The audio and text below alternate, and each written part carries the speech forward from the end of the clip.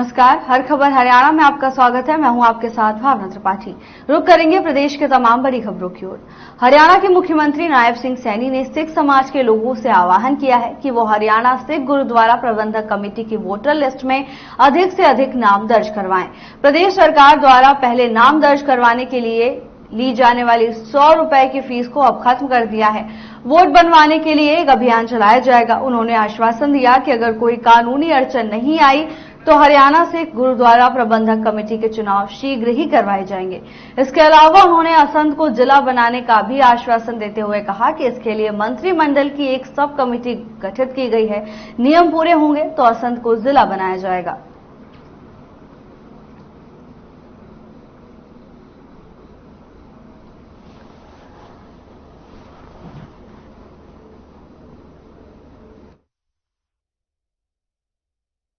मैं आप सबका आज इस अवसर के ऊपर बहुत बहुत आप सबको शुभकामनाएं भी देता हूं।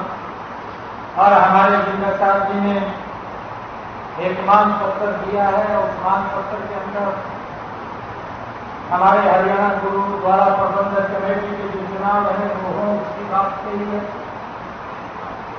ये जल्दी, क्योंकि इसके लिए अलग से रिटायर्ड जस्टिस इसको देख रहे हैं, सरदार बल्ला सिंह जी।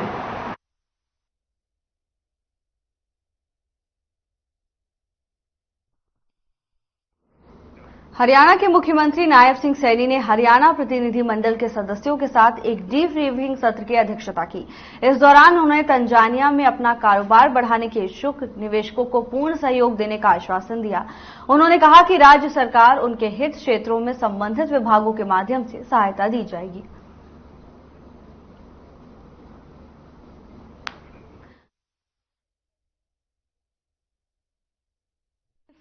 ब्रीफिंग सत्र की अध्यक्षता की। इस दौरान उन्होंने कारोबारियों को आश्वासन दिया है कि सभी विभागों के समन्वय के साथ उन्हें बेहतर सुविधा उपलब्ध कराई जाएगी। तस्वीरें चंडीगढ़ से हैं, जहां मुख्यमंत्री नायब सैनी ने कारोबारियों को आश्वासन दिया है। डीब्रीफिंग सत्र की अध्यक्षता करते हुए उन्होंने कहा कि तंजानिया में कारोबार बढ़ाने के इच्छुक कारोबारियों को हर विभाग के कोऑर्डिनेशन के साथ सुविधाएं उपलब्ध कराई जाएंगी।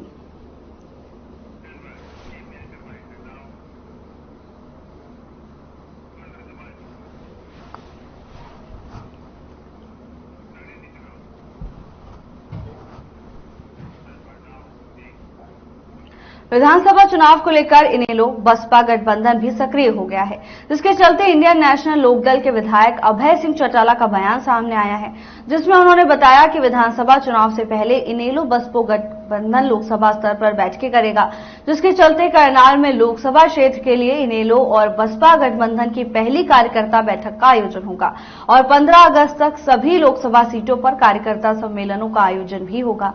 बैठकों में बसपा के कन्वीनर आकाश आनंद और दोनों पार्टियों के प्रदेश प्रभारी और प्रदेश अध्यक्ष शिरकत करेंगे। इसके साथ ही उन्होंने कहा कि विधानसभा चुनाव के लिए भारतीय जनता पार्टी और कांग्रेस हर रोज कमेटियों का गठन कर रही है, जबकि धरातल पर कांग्रेस का कुछ भी नहीं है। अगस्त महीने के दौरान हरियाणा में बड़े राजनीतिक उथल पुथल देखने को मिलेंगे। लोग व्यवस्था का इंतजार कर रहे हैं। गठबंधन किया था, तभी एक फैसला किया था कि हम लोकसभा क्षेत्र के ऊपर दोनों पार्टियों की साझी मीटिंग करेंगे और वहीं से ही इलेक्शन का संकदान कर देंगे। हमने पहले 1 तारीख से कार्यक्रम बनाए थे आज से, लेकिन हमने 2 दिन पोस्टपोन इसलिए कर लिए कि कावड़ चल रही है। आज भी भीड़ है, कल भी भीड़ रहेगी कल तो आज समापन हो जाएगा, तो कल से हमारी करनाल से मीटिंगें शुरू हो जाएगी और हम 15 तारीख तक सारा हरियाणा जो है 10 के 10 लोकसभा क्षेत्र जो उनमें जाएंगे।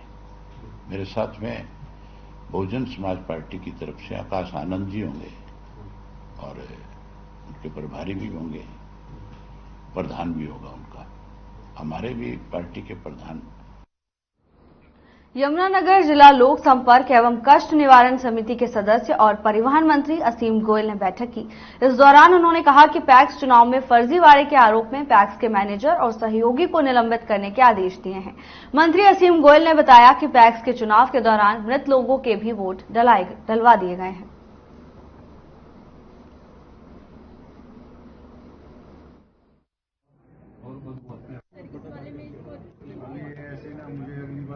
आज परिवाद आए थे जी सर। 11 का मौके पे निपटान किया गया है, एक को पेंडिंग रखा गया, कमेटी इसके अंदर बना दी गई है और बाद में भी जो शिकायतें आई थी लगभग 40 के करीब बाद में शिकायतें आई हैं, उनको भी जो अधिकारियों को निर्देश दिए गए हैं कि इनको तुरंत जो है डिस्पर्स किया जाए और ट्रांसपेरेंसी के आधार के ऊपर और जो उनका बनता हक है हर एक परिवादी को दिया जाए। सर सस्पेंड हुए हैं, डिपो डिसमिस हुआ है, क्या क्या कार्रवाई हुई है? देखिए आज एक टैक्स के इलेक्शन का मुद्दा आया था और उसके अंदर ये बात आई थी कि जो लोग आज इस दुनिया में नहीं रहे हैं, जिनकी डेथ हो चुकी है,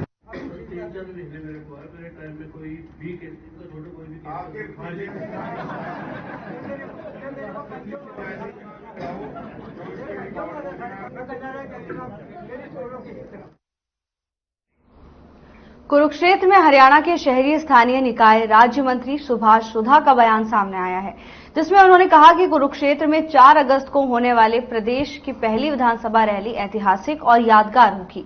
इस जनसभा को सफल बनाने के लिए सभी नेता और कार्यकर्ता एकजुट होकर तैयारियां करेंगे। साथ ही विधानसभा के हर गांव और वार्ड में जाकर लोगों को जनसभा का निमंत्रण भी देंगे। ये जनसभा थाने से अनाज मंडी में सुबह 10 बजे होगी और मुख्यमंत्री नायब सिंह जनसभा को संबोधित करेंगे। इसके साथ ही उन्होंने बताया कि इस जनसभा के लिए बीजेपी नेताओं और कार्यकर्ताओं की ड्यूटियां लगा दी गई हैं और हजारों की संख्या में लोग इस जनसभा में पहुंचेंगे। वहीं पूर्व सांसद संजय भाटिया ने 4 अगस्त की जनसभा को लेकर तैयारियों की समीक्षा करते हुए कहा कि हरियाणा विधानसभा चुनाव से पहले ये पहली जनसभा है, इसलिए इस जनसभा की तैयारियों में कोई कमी नहीं रहने दी जाएगी।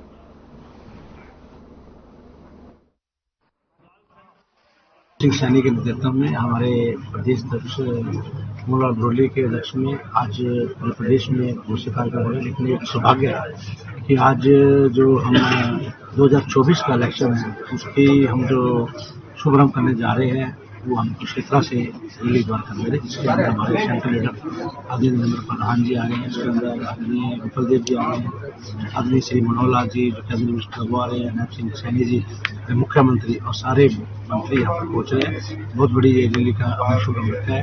ये तीसरा विधानसभा की रैली है और 4 तारीख को 10 बजे क्षेत्र अनाज मंडी में होगी। इसमें बड़ी तादाद में लोगों के अंदर जोश है, एक लिए अपने आप में देखिए।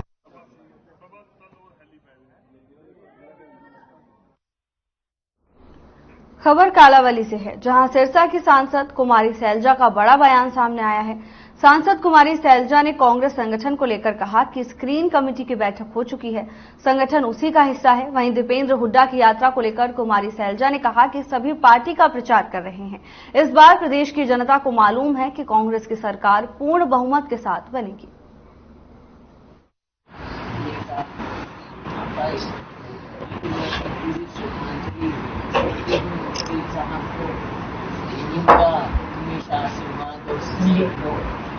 न केवल मुझे असंख्य लोगों को मिलता रहा है। कोविड के समय जिस प्रकार से लोग तो सिर्फ पकड़े में रह गए थे, लेकिन इन्होंने जो इनके पास आया कभी खाली ना गए। एक छोटे से ब्रेक के लिए रुकेंगे, जल्द हाजिर होंगे ब्रेक के बाद।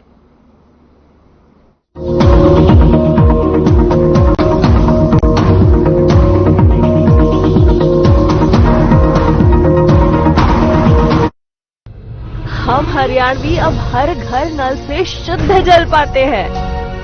हमारा हरियाणा नॉन स्टॉप हरियाणा। हे मॉम, हे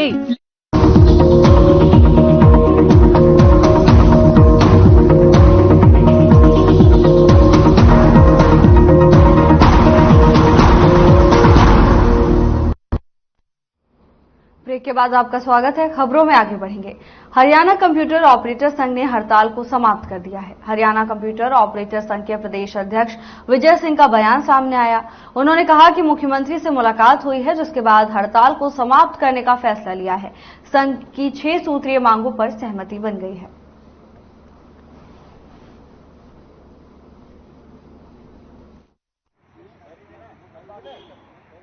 और काफी दिन से हमारी 15 जुलाई से पूरे प्रदेश में हड़ताल चल रही थी इसको लेकर के हमने पूरे प्रदेश में कई बार ज्ञापनों का दौर चला।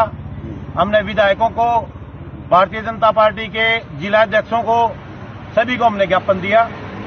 कल हमारा प्रदर्शन सीएम आवास का था, उसमें हमारे कई साथियों को गिरफ्तार कर लिया गया था।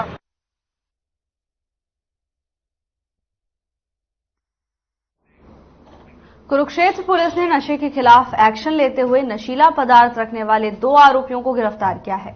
अपराध अन्वेषण शाखा की 1 की टीम ने नशीला पदार्थ रखने के आरोप में आरोपियों को गिरफ्तार कर उनके कब्जे से 1 किलो 10 ग्राम सुल्फा चरस बरामद करने में सफलता हासिल की है। जानकारी देते हुए अपराध अन्वेषण शाखा 1 प्रभारी निरीक्षक सुरेंद्र कुमार ने बताया कि उनकी टीम को गुप्त सूचना मिली थी कि 2 लोग चरस बेचने का काम करते हैं, जिसको लेकर पुलिस ने नाकाबंदी की और आरोपियों को मौके से धर दबोचा। आरोपियों के खिलाफ नशीला पदार्थ अधिनियम के तहत मामला दर्ज करके आरोपियों को गिरफ्तार कर लिया गया है।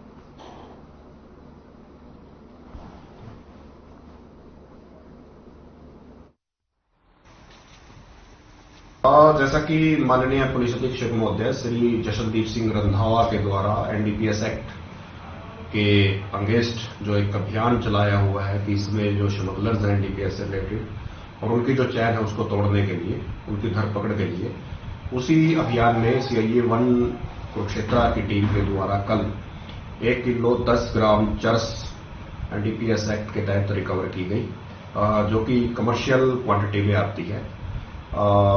इसमें पीएसआई जसवीर हैं जो हमारे अनुसंधान अधिकारी, उनके द्वारा और उनकी टीम जिसमें एचसी भजन, एचसी पवन और एचसी संदीप। एक पेड़ मां के नाम अभियान के तहत यमुनानगर के हर्बल पार्क चूहड़पुर कला में कृषि मंत्री कंवरपाल गुर्जर ने पौधारोपण किया। वहीं कृषि मंत्री ने 39,07,000 की लागत से छछरौली पोंटा रोड से हर्बल पार्क तक सुदृढ़ीकरण के विकास कार्य का उद्घाटन किया।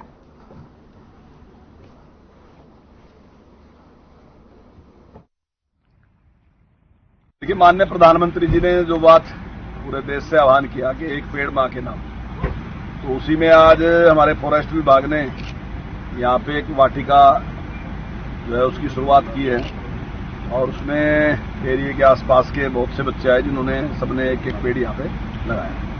तो मैं समझता हूँ एक बहुत ही अच्छी शुरुआत है, पेड़ लगाना और उसकी रक्षा करना, उसकी देखभाल करना और वो बड़ा हो पेड़, इसकी चिंता सब के सब करेंगे। तो मैं समझता हूँ आज देश की सबसे बड़ी जरूरत है पर्यावरण, तो वो तभी सुरक्षित रह सकता है जब हम इस पेड़ों के प्रति हमारा प्यार होगा, हमारी चिंता होगी उनके प्रति और उनको सुरक्षित रखने का हम अपनी जिम्मेदारी समझें। राहुल गांधी को लेकर हरियाणा के पूर्व गृह मंत्री अनिल विज ने सोशल मीडिया एक्स पर पोस्ट करते हुए लिखा कि राहुल गांधी को रात के 2 बजे भी ईडी के सपने आते हैं। क्या झूठ है क्या सच है पता नहीं, लेकिन उनका ये कहना है कि अगर वो आएंगे तो मैं उनका अच्छा नाश्ता कराऊंगा। कांग्रेस के किरदार को व्यक्त कराता है क्योंकि रेड करने आई टीम को नाश्ता करवाना भी भ्रष्टाचार होता है।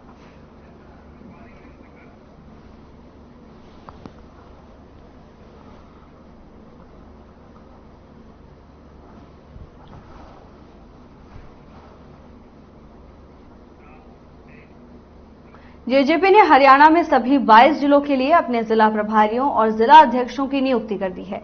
इसमें जेजेपी ने 29 नेताओं को जिम्मेदारियां सौंपी हैं। जेजेपी राष्ट्रीय अध्यक्ष अजय सिंह चौटाला, पूर्व deputy CM Dushyant Chautala, JJP प्रदेश अध्यक्ष ब्रिज शर्मा सहित अन्य वरिष्ठ नेताओं ने विचार विमर्श करके 29 जिला प्रभारियों और जिला अध्यक्षों की सूची जारी की है।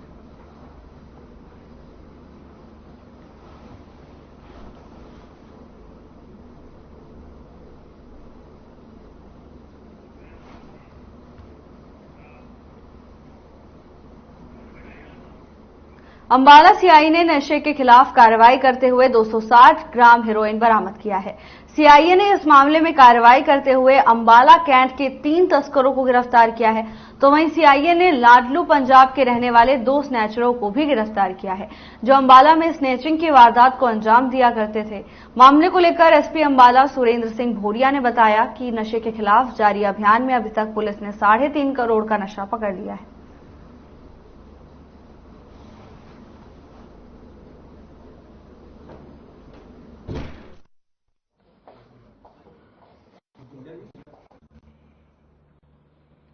जानते हैं एक मुहिम नशे के खिलाफ जिला पुलिस की लगातार चल रही है और अभी 30 तारीख को एक मेजर रिकवरी करीब 2 करोड़ रुपए की हेरोइन की रिकवरी 260 ग्राम CIA 1 की टीम द्वारा जो है की गई है। इनकी रिमांड ली गई, इनसे पूछताछ की गई और काफी खुलासे इसकी इन्वेस्टिगेशन के दौरान जो है सामने आए हैं। तो इसके खिलाफ जो हमने अरेस्ट किए हैं, इसमें 3 लड़के अरेस्ट किए हैं। इसमें सूरज, चेतन और राजकुमार, ये तीनों हिमालय कैंट के रहने वाले हैं। राजकुमार वो व्यक्ति है जिसके ऑलरेडी 11 केस दर्ज है अलग अलग धाराओं के तहत, अलग अलग ऑफेंसेस के तहत, और ये वो आदमी था जिसके लिए ये सामान लेके आए थे। तो इनके भी पुलिस रिमांड आज खत्म हुई है और एक अच्छी रिकवरी चाहिए। धतीर गांव के निकट बिजली लाइन में फॉल्ट को दूर करते समय सड़क किनारे खड़े 31 वर्षीय लाइनमैन की सड़क हादसे में दर्दनाक मौत हो गई। इसके बाद जिला नागरिक अस्पताल में गुस्साए परिजनों और बिजली विभाग के कर्मचारी नेताओं ने मृतक सुखदेव के परिजनों को नियमों के मुताबिक 10 लाख की आर्थिक सहायता को लेकर बिजली विभाग के खिलाफ जमकर हंगामा किया।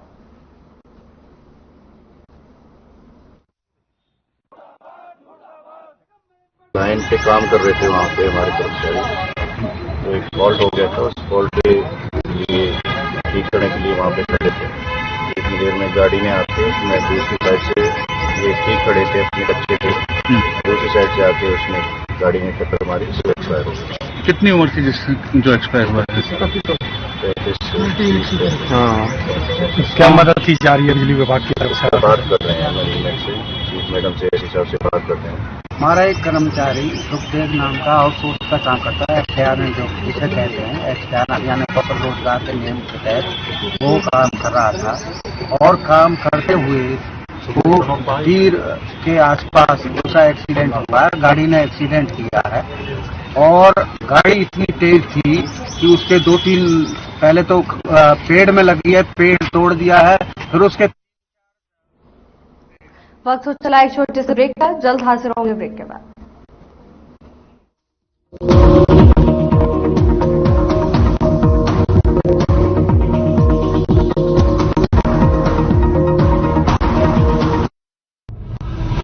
हम हरियाणवी अब 24 घंटे बिजली पाते हैं। हमारा Haryana, non stop Haryana.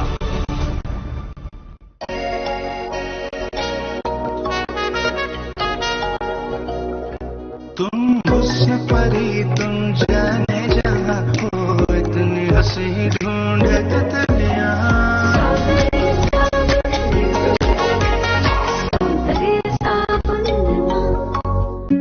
Hey mom, hey, look.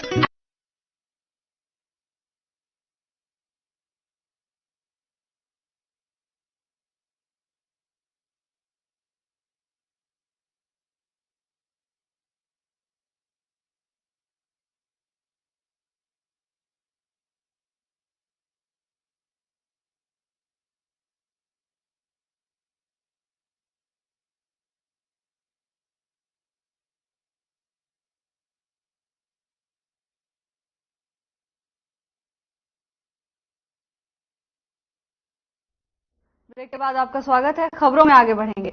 Gurugram में साइबर सिटी के कादीपुर इंडस्ट्रियल एरिया में बंद पड़ी फैक्ट्री में गैस लीक हुई। गैस लीकेज से हड़कंप मच गया, जिसके बाद सिविल डिफेंस और एनडीआरएफ की टीमों ने मौके पर पहुंचकर स्थिति पर काबू पाया।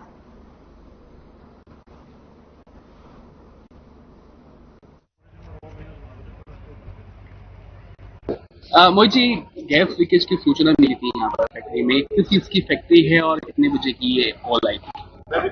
ये कॉल जो हमारे पास जनरेट हुई थी वो 11:30 बजे के आसपास जनरेट होनी शुरू हुई थी और उसमें ये बताया गया था कि जिसने भी रेज किया अलग उस पर था कि अमोनिया गैस लीक है, पर उसको देखते हुए प्रशासन ने तुरंत कार्रवाई की। जो प्रशासन की एजेंसीज हैं जैसे फायर, पुलिस वगैरह, ये सब मौके पे थे। उसके अलावा डिजास्टर टीम एक्टिव हुई और फिर हमें एनडीआरएफ से संपर्क किया तो एनडीआरएफ को बुलवाया गया दिल्ली से और उसको कंटिन्यूएशन हम अभी इंस्पेक्ट कर रहे हैं। सुबह का जो टाइम था वो इनका लगभग 4:30 बजे का था, जो आसपास के लोगों ने महसूस करना शुरू किया जिसमें कुछ सिम्टम्स ऐसे थे जो किसी गैस की वजह से होते हैं। बिल्कुल। अंबाला कैंट के एसडी कॉलेज में संविधान की ओरिजिनल कॉपी रखी गई है। यहाँ आने वाले छात्रों को इसके बारे में बताया जाता है। इस छात्रों का कहना है कि उन्हें इस पर बहुत गर्व है। अंबाला कैंट के एसडी कॉलेज में भारत के संविधान की ओरिजिनल कॉपी रखी गई है। जब हमारे संविधान निर्माताओं ने ये संविधान लिखा था, इसमें खास बात यह है कि ये जो टेलीग्राफी है, इसकी कॉपी इसको प्रेम बिहारी नारायण द्वारा हाथ से लिखा गया था। कॉलेज में जो भी छात्र पढ़ने के लिए आते हैं, उनको भारत के संविधान के बारे में बताया जाता है। कॉलेज में पढ़ने वाले छात्रों को इसमें गर्व भी महसूस होता है कि उनके संस्थान में भारत के संविधान की असली कॉपी रखी गई है। एसडी कॉलेज के प्रोफेसर ने बताया कि जब हमारा संविधान लिखा गया था तो उसकी कुछ असली कॉपी हुई थी और खास बात यह है कि अंबाला कैंट एसडी कॉलेज में रखी गई ओरिजिनल कॉपी उन्हीं में से एक है। इसके साथ ही उन्होंने बताया कि हमारा संविधान 1950 में बना था, उसी की ये कॉपी है। उन्होंने बताया कि ये उस वक्त बहुत ही कम संख्या में बनाई गई थी और उनमें से एक की केवल अंबाला में हमारे संस्थान में रखी गई है।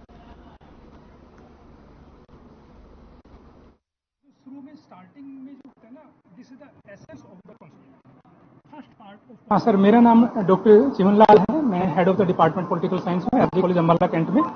और हमारे यहाँ पर जो ये कॉन्स्टिट्यूशन है, ये ओरिजिनल कॉन्स्टिट्यूशन रखा गया है कि जब हमारे संविधान निर्माताओं ने ये संविधान बनाया था और ये कैलीग्राफी जो हमारी कॉन्स्टिट्यूशन की कॉपी है, कैलीग्राफी की जो हाथ से लिखा गया है, ये जो संविधान है जो प्रेम बिहारी नारायण रायजादा ने अपने हाथ से लिखा गया था और ये इसमें बहुत सारे फोटोज है, बहुत सारे हमारे धार्मिक ग्रंथों से ली गई है। मेरा नाम सुनैना है और हम बीए में एसडी कॉलेज में पढ़ रहे हैं। हमारे कॉलेज में कॉन्स्टिट्यूशन ऑफ इंडिया की ओरिजिनल कॉपी लाई गई है, जिस पे हमें बहुत प्राउड फील होता है। हमें इसे सीखने के लिए बहुत कुछ मिलता है और ये अंबाला में एक ही कॉपी है हमारे कॉलेज में and we are proud of it. मेरा नाम भव्या है, मैं BA political science final year से हूँ।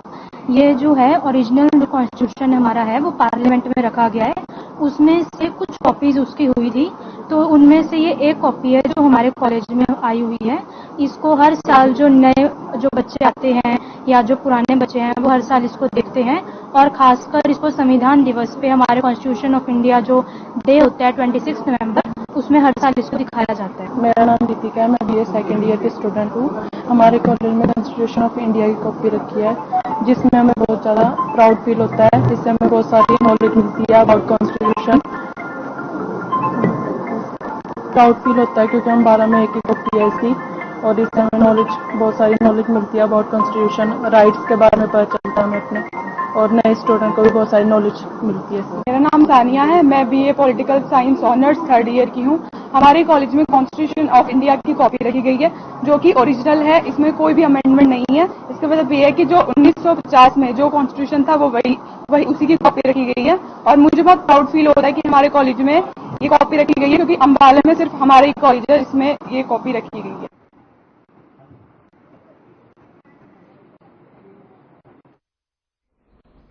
फिलहाल के लिए बस इतना ही। जल्द हाजिर होंगे नई अपडेट्स के साथ। नमस्कार।